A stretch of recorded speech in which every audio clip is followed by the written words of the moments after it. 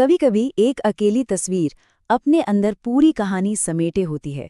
Shirley Toulson की कविता भी कुछ ऐसी ही है, जो हमें यादों और किसी अपने को खो देने के एहसास के एक बहुत ही मार्मिक सफ़र पर ले जाती है। तो चलिए इस एक तस्वीर में छिपी कहानी के परतों को एक एक करके खोलते हैं। ये देखिए, ये महज कागज का एक टुकड़ा नहीं है, ये तो वो लम्हा है जो वक्त में जैसे जम सा गया है। इसमें खुशी है, उदासी है और इन दोनों के बीच के सारे एहसास कैद हैं। हमारी कहानी की शुरुआत बस यहीं से होती है। तो आखिर इस तस्वीर में हो क्या रहा है? चलिए समय में थोड़ा पीछे चलते हैं, उस एक पल में जो इस तस्वीर में हमेशा के लिए कैद हो गया। दिलचस्प बात यह है कि कविता की शुरुआत होती है शब्द गत्ते से। सोचिए जरा, एक गत्ता, कितनी मामूली सी, शायद फेंक दी जाने वाली चीज, पर यहाँ यही मामूली सा गत्ता एक बेशकीमती याद को संभाले हुए है। यहीं से हमें एहसास होता है कि यादें कितनी नाजुक पर साथ ही कितनी ज्यादा ताकतवर हो सकती हैं। तो इस तस्वीर में है कौन? समुद्र किनारे 3 मुस्कुराते हुए चेहरे, बीच में जो है वो कवयित्री की माँ है।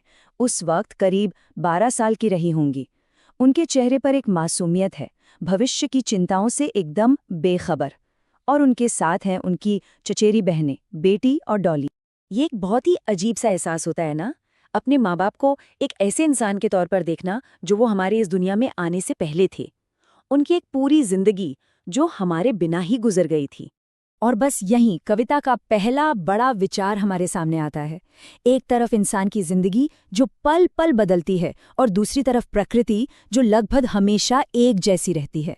रेत पर पड़े वो नन्हे कदम, वो तो लहरों के साथ कब के धुल गए, ठीक वैसे ही जैसे जिंदगी गुजर जाती है। लेकिन वो समंदर, वो आज भी वहीं है, लगभग वैसा का वैसा ही। चलिए अब वक्त में थोड़ा और आगे बढ़ते हैं, उस दौर में जब कवयित्री की माँ जिंदा थी और इसी तस्वीर को देख रही थी।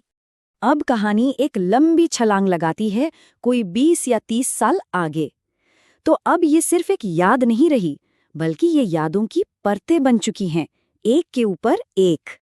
अब हम माँ की आवाज़ सुनते हैं, वो तस्वीर को देखती हैं और हंस पड़ती हैं, शायद उन पुराने जमाने के अजीब से बीच के कपड़ों को याद करके। ये एक बहुत ही प्यारा, अपना सा लगने वाला पल है, एक ऐसी याद जो सिर्फ और सिर्फ खुशी से भरी है। और ये एक बहुत ही गहरा विचार है। माँ के लिए वो तस्वीर उस समुद्र की छुट्टी की याद है, पर बेटी के लिए वही तस्वीर अपनी माँ की हंसी की याद बन गई है।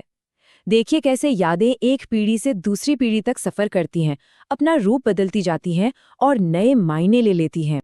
दोनों ही लम्हे थे तो खुशी के, पर अब उन यादों में एक मीठा सा दर्द घुल गया है। वो एहसास कि वो वक्त अब कभी लौट कर नहीं आएगा। यही एहसास इन यादों को और भी ज्यादा कीमती बना देता है।